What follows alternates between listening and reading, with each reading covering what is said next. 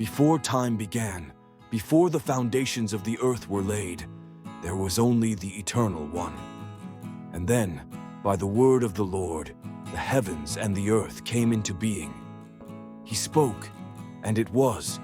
He commanded, and it stood fast. The great masterpiece of creation had begun. From the void, a world of splendor emerged. No chaos, no ruin, only harmony. Rolling hills, majestic mountains, and plains stretched as far as the eye could see, adorned with rivers and lakes of crystal clarity. The earth was clothed in verdant splendor, its flora bursting forth in untamed beauty.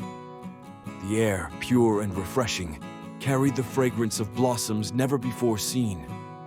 Everywhere, the eye beheld the signature of the Creator. There were no barren deserts, no swamps of decay, only perfection. Mighty trees stood as sentinels of time, bearing fruit beyond imagination. Flowers of every hue painted the landscape, a tapestry of divine artistry. Even the angelic host marveled at the sight, rejoicing at the wonders of God's hand. And then, the crowning work, the masterpiece of creation. From the dust of the ground, man was formed, bearing the very image of his Maker. Not a being of mere instinct or slow evolution, but one created with purpose, wisdom, and the breath of God within him. Adam was tall, strong, his countenance glowing with life and joy, a perfect reflection of divine craftsmanship. To Adam, the earth was given, a realm to rule, a paradise to enjoy. The beasts of the land, the birds of the air, and the creatures of the sea, each one presented before him to receive a name. Yet among them, no equal, no companion was found. And so, God saw that it was not good for man to be alone. With love and care, God created for Adam a companion, Eve, his perfect counterpart. Not from his head to rule over him, nor from his feet to be trampled, but from his side to be cherished, to stand beside him as an equal, his heart's companion. The first marriage was sanctified in Eden itself, a divine bond, a symbol of unity and love.